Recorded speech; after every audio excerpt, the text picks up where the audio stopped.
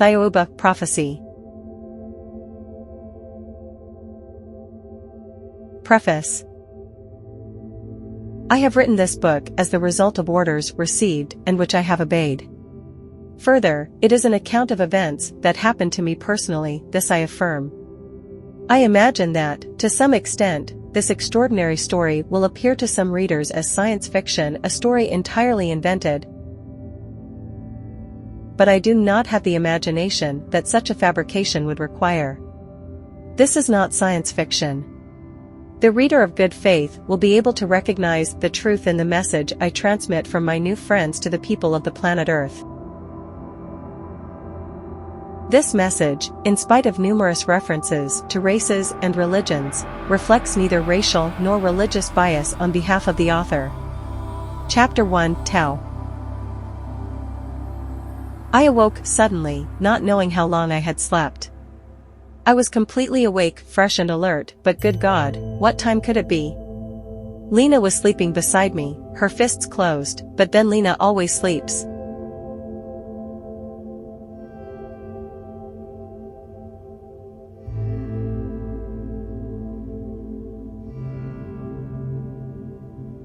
I had no desire at all to go back to sleep, and besides, it was possibly already 5 in the morning. I got up, made my way to the kitchen, and checked the clock. Only 12:30 a.m. It was unusual for me to wake up at such an hour. I took off my pajamas and dressed in trousers and a shirt. Why, I had no idea. Neither can I explain why I went to my desk, took a sheet of paper and a biro and watched myself write, as if my hand had a mind of its own.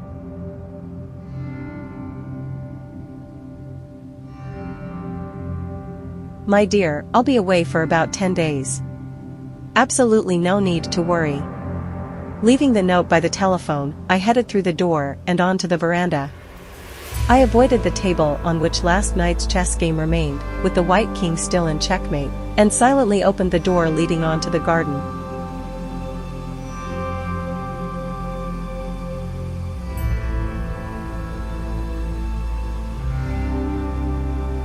The night seemed to be suffused with a strange brightness, which had nothing to do with the stars. Instinctively, I tried to recall what phase the moon was currently in, thinking that perhaps it was about to rise. Here, in the northeast of Australia where I live, the nights are generally quite clear.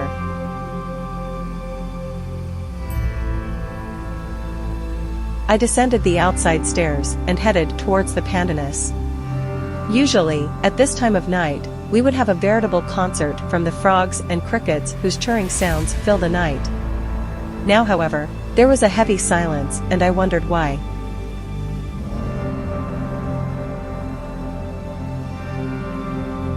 I had only walked a few steps when, quite suddenly, the color of the philodendrons changed. The wall of the house too, and the pandanus all were bathed in a kind of bluish light. The lawn seemed to undulate beneath my feet, and the ground beneath the pandanus waved also. The philodendrons distorted, and the wall of the house resembled a sheet floating in the wind.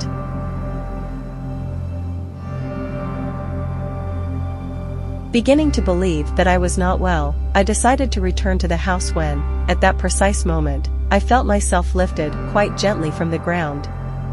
I rose, slowly at first, above the philodendrons, and then quicker, until I saw the house becoming smaller and smaller below me. What is happening? I exclaimed in utter bewilderment.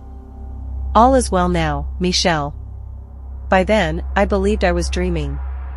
Before me, a human being of impressive size, dressed in a one-piece suit and wearing a completely transparent helmet on her head, was looking at me friendly and smiling. No, you are not dreaming, she said, answering the question in my mind. Yes, I replied, but it always happens this way in a dream, and in the end you find you've fallen out of bed and have a lump on your forehead. She smiled. Further, I continued, you are speaking to me in French, my native tongue, and yet we are in Australia. I do speak English, you know.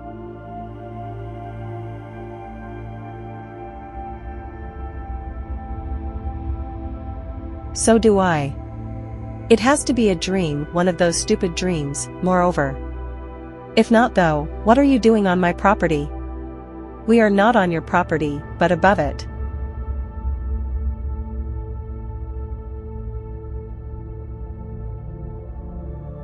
Ah. It is a nightmare. You see, I was right.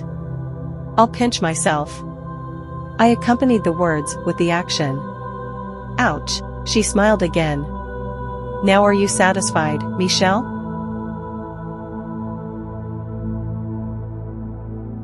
But if it's not a dream, why am I here sitting on this rock? Who are those people over there, dressed in the fashion of the last century? I was beginning to distinguish, in a milky light, people talking and at a slight distance, others moving around. And you, who are you? Why aren't you normal-sized? I am a normal size, Michelle. On my planet we are all this size. But everything in good time, my dear friend. I hope you don't mind me calling you that? If we aren't good friends already, I am sure that we will be soon.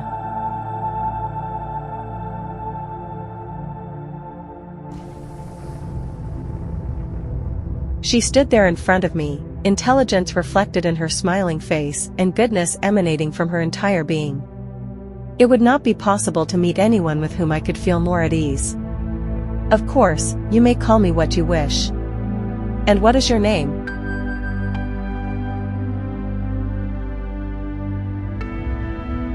My name is Tao, but first, I would like you to know, once and for all, that this is not a dream. Indeed, it is something quite different. For certain reasons, which will be explained to you later, you have been chosen to undertake a journey which very few earthlings have made, particularly in recent times.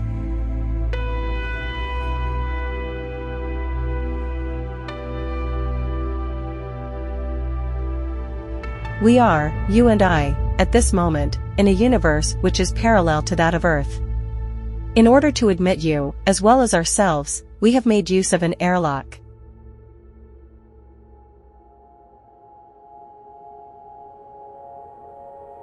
At this instant, time has stopped for you, and you could remain here 20 or 50 of your earthly years and then return as if you hadn't left.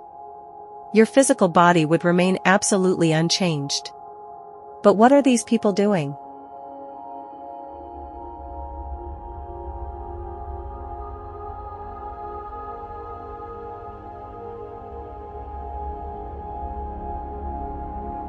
They exist as well as can be expected and, as you will learn later, the population density is very low. Death only occurs by suicide or accident. Time is suspended. There are men and women, as well as some animals who are 30,000, 50,000 or even many more Earth years old.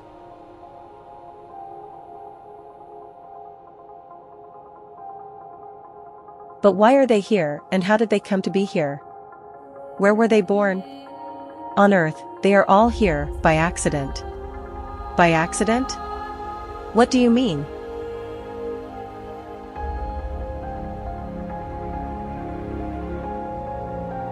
It's very simple. You have heard of the Bermuda Triangle? I nodded. Well, quite simply, in this spot and in others less well known, this parallel universe becomes confused with your universe so that there exists between them a natural warp.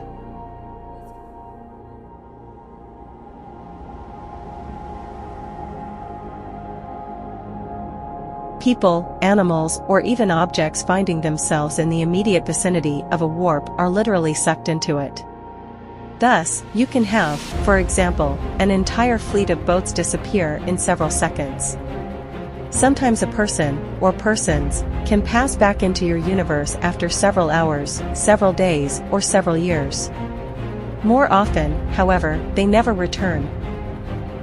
When a man does return and relates his experience, the vast majority of people don't believe him, and if he persists, he is assumed crazy. Most of the time, such a person recounts nothing at all, realizing how he will appear in the eyes of his peers.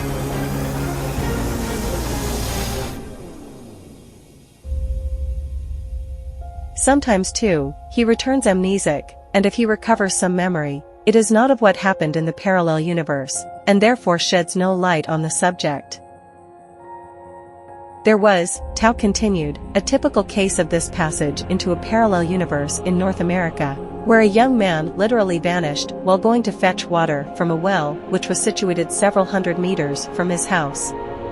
About an hour later, family and friends set out in search of him and, as there had been a fresh snowfall of about 20 centimeters, it should have been quite simple, they had only to follow the footprints left by the young man.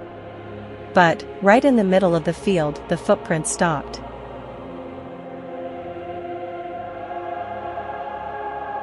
There were no trees around, no rocks on to which he could have jumped, nothing strange or unusual, the footprints just stopped. Some people believed that he had been taken by a spacecraft, but that could not have been, as you will see later. This poor man had quite simply been sucked into the parallel universe.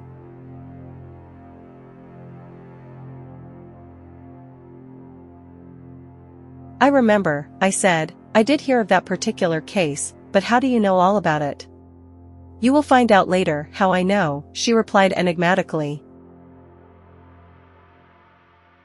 We were interrupted by the sudden appearance of a group of people so bizarre that again, I wondered if this was all a dream. About a dozen men, accompanied by what seemed to be a woman, emerged from behind a pile of rocks 100 meters from where we were.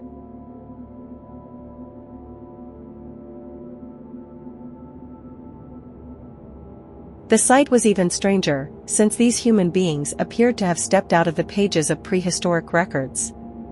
With the gait of gorillas, they brandished enormous clubs, which modern man would not have been able to lift from the ground.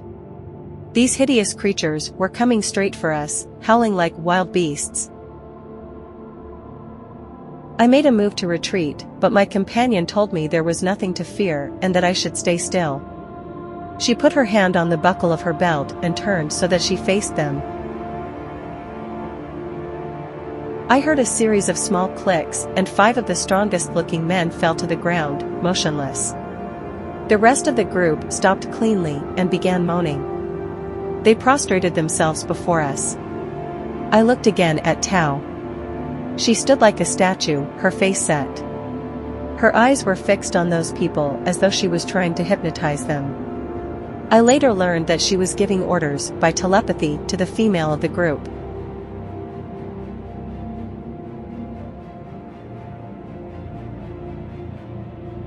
Suddenly, this woman got up and began, it seemed to me, to issue orders in a guttural voice to the others. They then helped remove the bodies, carrying them on their backs to the pile of rocks mentioned earlier.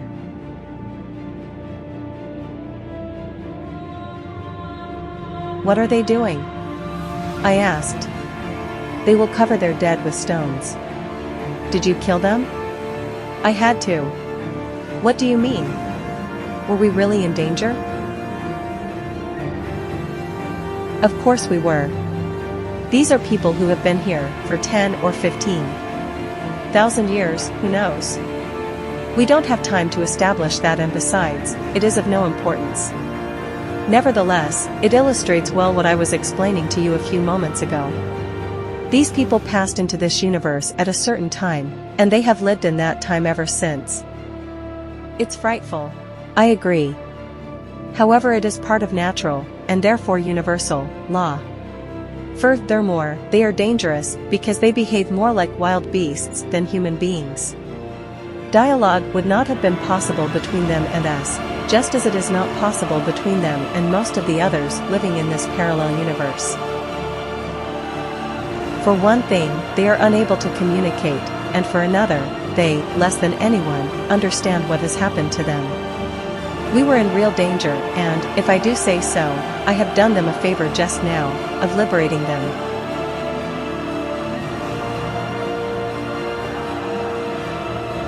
Liberating? Don't look so shocked, Michelle. You know quite well what I mean by that. They are liberated from their physical bodies and are now able to continue their cycle, like every living being, according to the normal process. So if I understand correctly, this parallel universe is a curse, a kind of hell or purgatory? I didn't realize you were religious.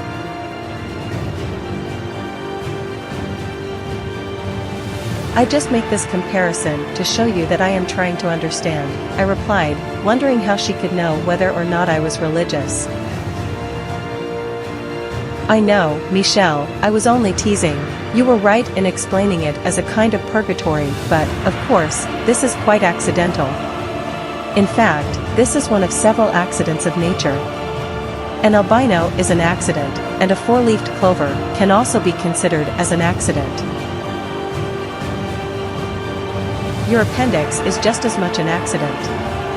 Your doctors still wonder what use it could possibly have in your body. The answer, no use whatsoever.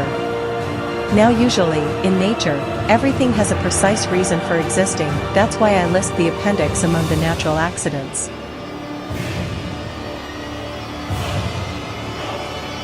People living in this universe suffer neither physically or morally.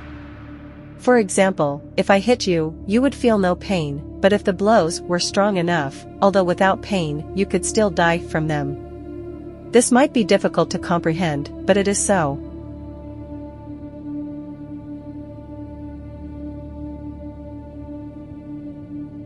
Those existing here know nothing of what I have just explained to you, and it is fortunate because they would be tempted to commit suicide, which, even here, is not a solution.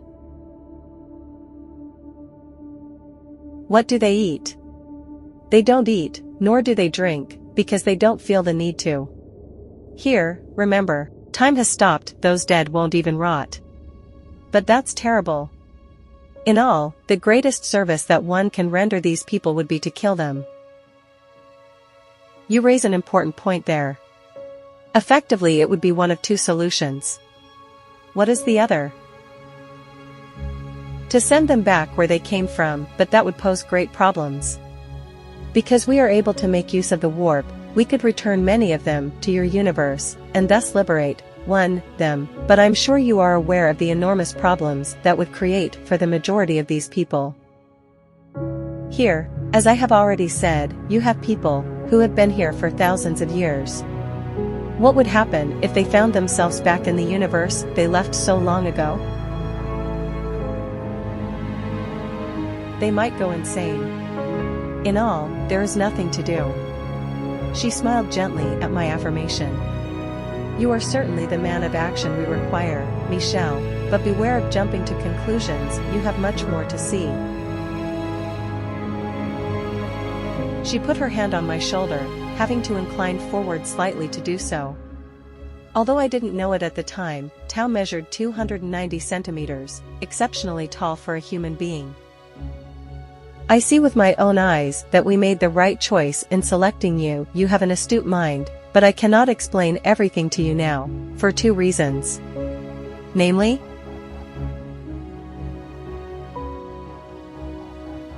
first, it is still too soon for such an explanation.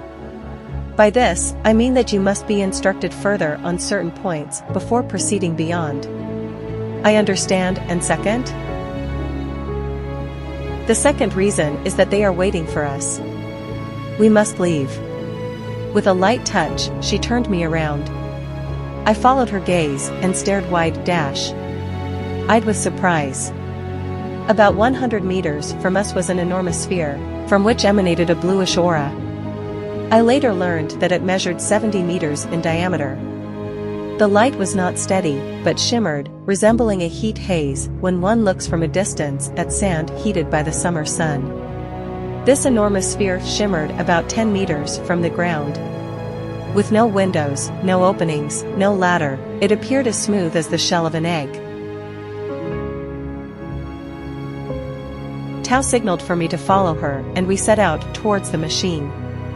I remember that moment very well.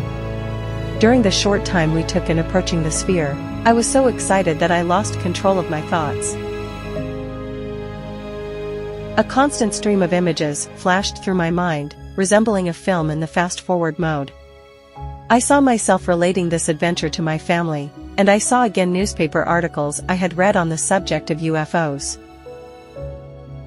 I remember a feeling of sadness sweep over me when I thought of my family whom I loved so much. I saw myself caught, as though in a trap, and it occurred to me that I might never see them again.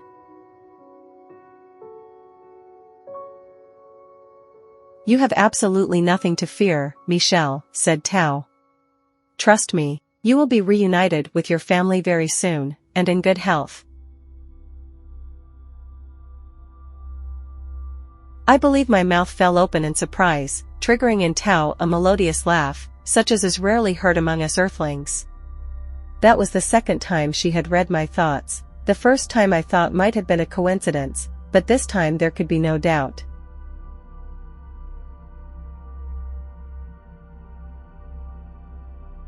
When we arrived in close proximity to the sphere, Tao placed me in a position opposite her and about a meter's distance away.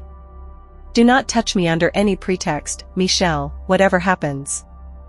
Under any pretext, do you understand?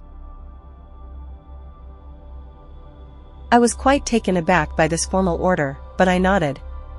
She placed her hand on a type of medallion I had noticed earlier attached at the height of her left breast, and with the other hand, she held what resembled a large biro which she unclasped from her belt.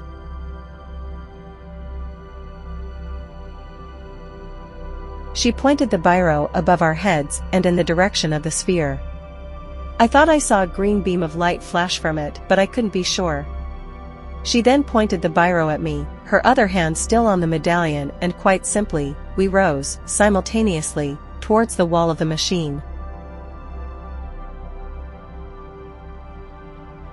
Just when I was sure we were going to collide with it, a portion of the hull retracted like an enormous piston in the core of a cylinder, revealing an opening, oval in shape, of about 3 meters in height. We regained our feet, Tao and I, on a type of landing inside the craft. She let go of her medallion and with a dexterity that suggested she had done it often, she refastened her biro. Come. We can touch each other now, she said.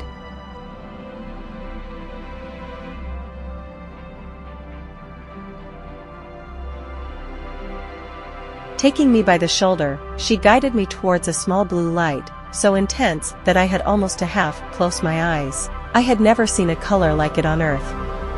When we were almost below the light, the wall on which it was located let us pass. That is the only way to describe it.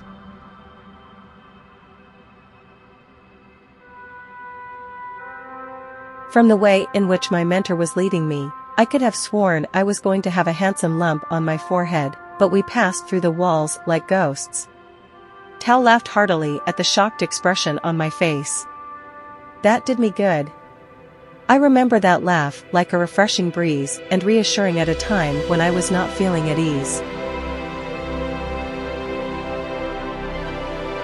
I had often spoken with friends of flying saucers and was persuaded that they did, in fact, exist, but when you are actually faced with the reality, so many questions cloud your brain that you think it will burst. Of course, deep down I was delighted. From Tao's manner towards me, I sensed that I had nothing to fear. However, she was not alone. I wondered what the others were going to be like. In spite of my fascination with this adventure, I still doubted if I would see my family again. Already, they seemed so far away, when only several minutes earlier I was in my own garden.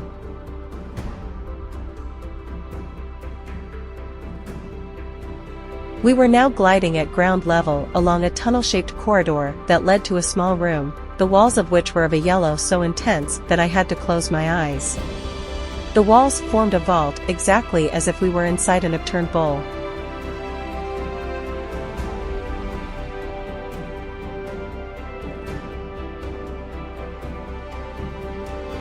Tao covered my head with a helmet made from a transparent material, and I found, by opening one eye, that this enabled me to tolerate the light.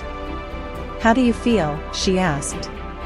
"Better, thank you, but that light, how can you stand it?" "It is not a light, it is just the present color of the walls in this room." "Why present? Have you brought me here to repaint them?" I joked.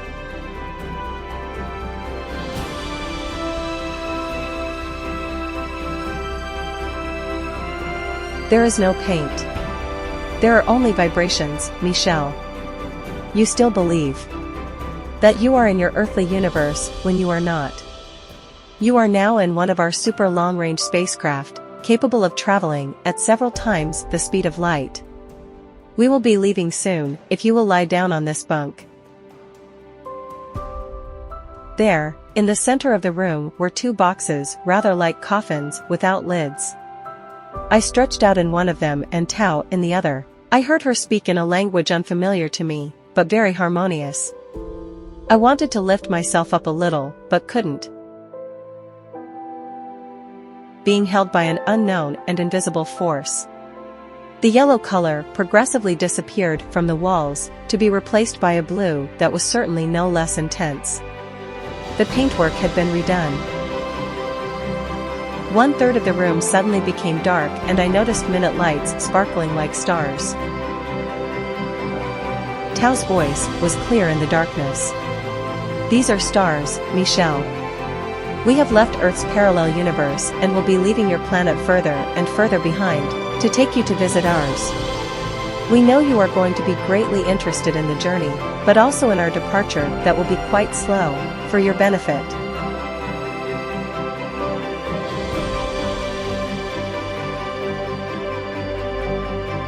We can watch on the screen you see in front of you. Where is Earth? We still can't see it, being almost directly above it, at approximately 10,000 meters altitude. Suddenly, a voice could be heard, speaking what seemed to be the same language Tao had used moments earlier. Tao answered briefly, and then the voice spoke to me in French, excellent French, although the tone was more melodic than is typical, welcoming me aboard. It was very much the welcome aboard of our airline companies, and I recall being quite amused by that in spite of the unique situation in which I found myself.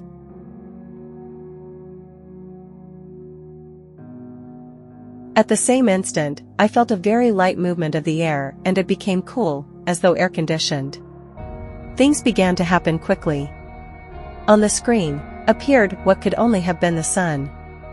At first, it seemed to touch the edge of the Earth or, more precisely, South America, as I later learned. Again, I wondered if I could be dreaming. Second by second America was shrinking. Australia couldn't be seen, as the sun's rays had not yet reached it. Now the contours of the planet could be distinguished, and we seemed to move around the globe, to a position above the North Pole. There, we changed direction, drawing away from Earth at an incredible speed. Our poor Earth became a basketball, then a billiard ball until it finally disappeared or almost from the screen. Instead, my vision was filled with the somber blue of space. I turned my head in Tao's direction, hoping for further explanation.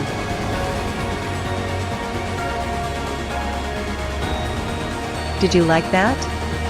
It was wonderful, but so fast. Is it possible to travel at such a high speed? That was nothing, my dear friend. We took off very gently. Only now are we traveling at full speed. How fast? I interrupted. Several times the speed of light. Of light? But how many times? It's incredible. What about the light barrier? I can well understand that it appears incredible to you. Not even your experts would believe it. It is, however, the truth. You say several times the speed of light, but how many times? Michelle, during this journey many things will be intentionally revealed to you. Many things, but there will also be details to which you will not have access. The precise speed of our spacecraft is one such detail. I'm sorry, for I know it will disappoint you not to have your great curiosity for all things satisfied, but there will be so many new and interesting things for you to see and learn, that you must not mind too much when information is withheld from you.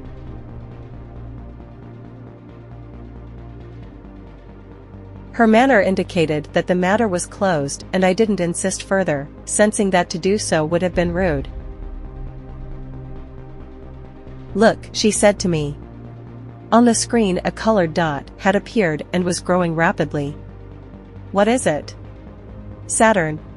The reader must forgive me if the descriptions I give are not as detailed as She might wish, but it must be understood that I had not yet recovered all my senses. I had seen so much in so short a time, and was somewhat disoriented.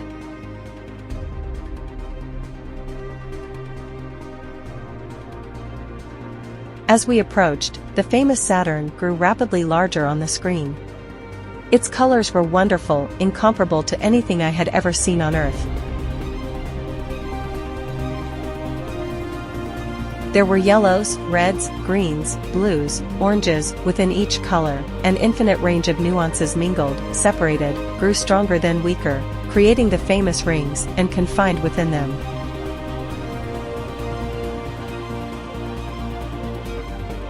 It was an amazing spectacle, which filled more and more of our screen. Realizing I was no longer restrained by the force field, I wanted to remove my mask so as to see the colors better, but Tao signaled that I should do nothing. "Where are the satellites?" I asked. "You can see two, almost side by side, towards the right of the screen." "How far away are we?" "We must be approximately 6 million kilometers, or perhaps more." "They know." "Exactly on the flight deck of course, but to give you a more precise estimate, I'd have to know whether our camera is on full zoom or not."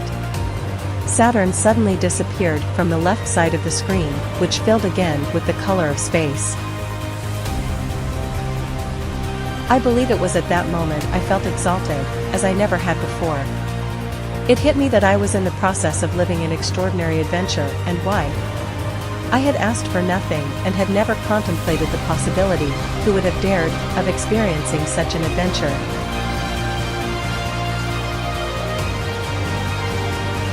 Tao got up. "You can do the same now, Michelle." I obeyed, and we found ourselves again, side by side in the center of the cabin. It was only then I noticed Tao no longer wore her helmet.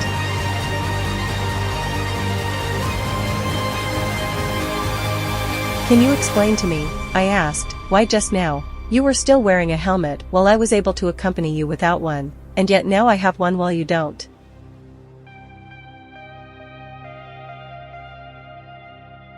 It is very simple. We come from a planet bacteriologically different from Earth, which, for us, is a veritable culture medium. Thus, in order to contact you, I was obliged to take this basic precaution. You, yourself, were a danger to me, but you are no longer.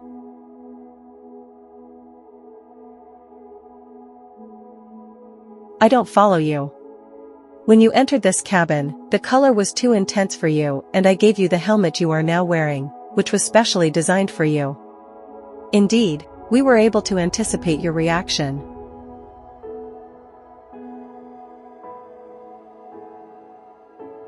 During the very short time the cabin was yellow and then blue, 80% of the dangerous bacteria in you was destroyed. Then perhaps you felt a coolness in the air, similar to when an air conditioner is working. This was another form of disinfection by, let's call it radiation, although that is not the correct word, it cannot be translated into any Earth language. In this way, I have been disinfected 100%, but you still have enough bacteria to harm us considerably. I am going to give you these 2 pills, and in 3 hours you will be able to consider yourself as pure as one of us.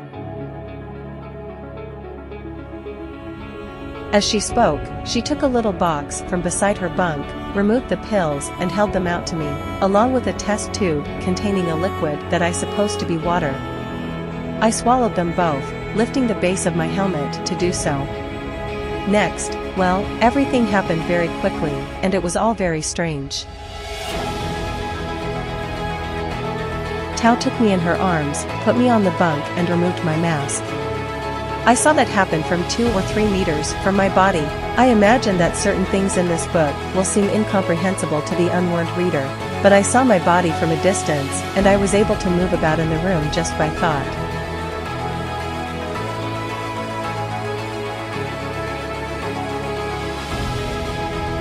Tao spoke.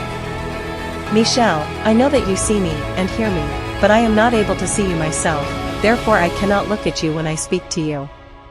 Your astral being has left your body. There is no danger in this, you needn't worry.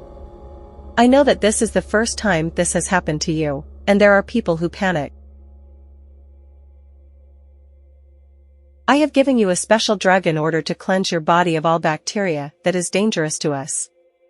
I have also given you another drug that has caused your astral being to leave your body. This will last 3 hours, the time it will take to purify you. In this way, you will be able to visit our spacecraft, without danger of contamination to us, and without wasting time. As strange as it seems, I found this quite natural and I followed her. It was fascinating. She arrived in front of a panel that slid open to let us pass into one chamber after another. I was following at some distance, and each time, if the panel had already closed by the time I reached it, I quite simply passed through it.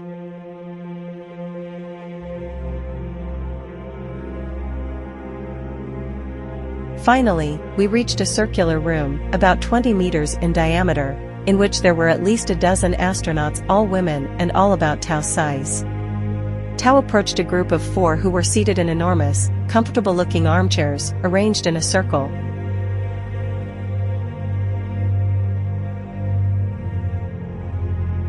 When she sat down in a vacant seat, the 4 heads turned towards her questioningly. She almost seemed to take delight in making them wait. Finally she spoke.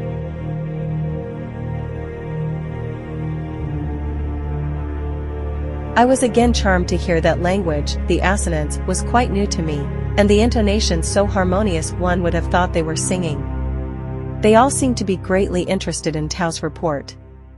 I supposed they were speaking of me, believing correctly that I was the main purpose of their mission.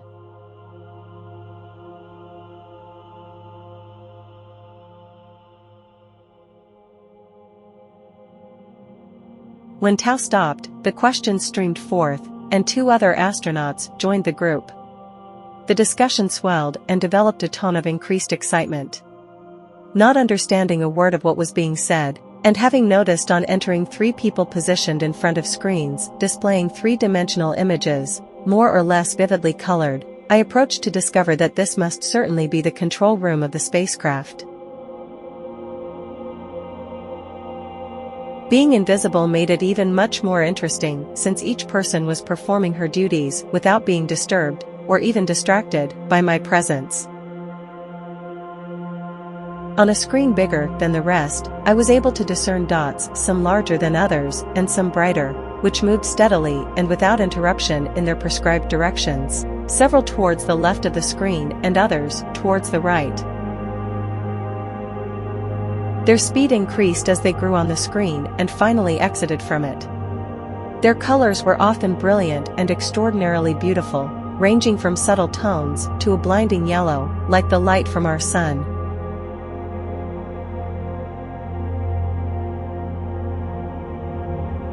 I soon realized that these were the planets and suns among which we were navigating, and I was absolutely fascinated by their silent progression across the screen.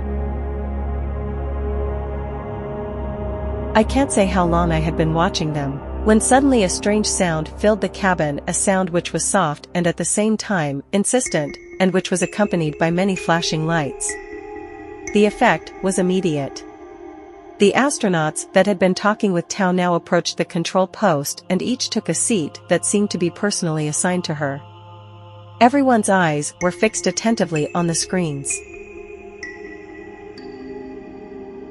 Right in the middle of these large monitors, I began to distinguish an enormous mass that is difficult to describe. Let me say only that it was round in form and blue-gray in color. It remained immobile in the center of each screen. In the room, all was silent. The general attention was focused on 3 astronauts in command of oblong-shaped pieces of equipment resembling in some ways our computers. Suddenly, covering a huge area of what I believed was a wall of the cabin, I was stupefied to see an image of New York. No. That's Sydney, I said to myself, and yet the bridge is different. Was it even a bridge? My surprise was such I had to ask Tao, at whose side I was standing. I had forgotten, however, that I was no longer in my physical body and no one could hear me. I was able to hear Tao and others commenting on what they were seeing, but, not understanding their language, it didn't get me far. I was convinced though, that Tao had not lied to me, and therefore, we had well and truly left Earth behind. My mentor had explained we were traveling at several times the speed of light, and I had seen Saturn pass by and later, what I took to be planets and suns. So had we come back, and why?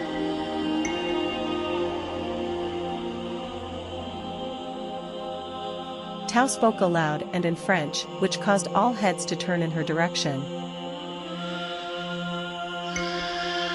Michel, we are stationed above the planet Arimo X3, which is almost twice the size of planet Earth, and as you can see on the screen, quite similar to your world.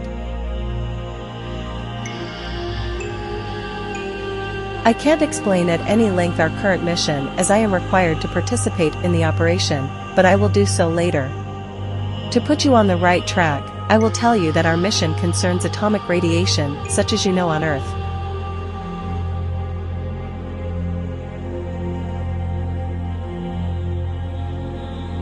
Everyone seemed preoccupied, each knew exactly what to do and when to do it. We were stationary.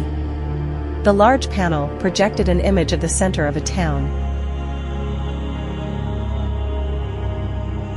The reader should understand that this large panel was in fact, no more than an immense television screen, projecting an image in relief so real, we could have been looking out the window of a tall building. My attention turned to another smaller screen being monitored by two of my hostesses. On this panel I could see our spacecraft, as I had already seen it in our parallel universe. As I watched, I was surprised to see, slightly below the middle of our vessel, a small sphere ejected, like an egg from a hen.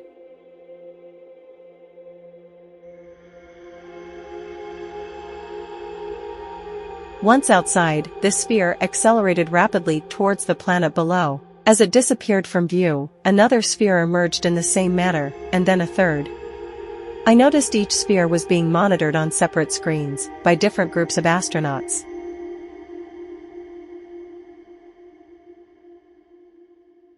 The descent of the spheres could now be easily followed on the large panel. The distance should have made them invisible in quite a short time, but they remained in sight, and I deduced that the camera had to have an extraordinarily powerful zoom.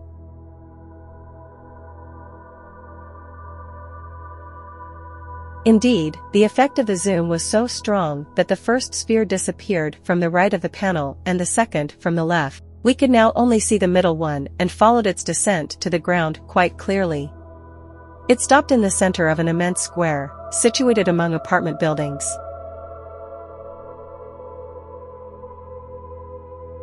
There it hovered, as though suspended several meters from the ground.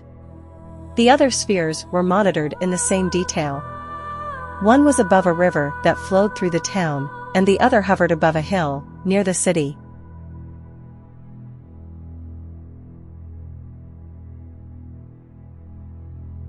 Unexpectedly, the panel projected a new image. I could now distinctly see the doors of the apartment buildings, or rather, the doorways, for where doors should have been, were gaping openings.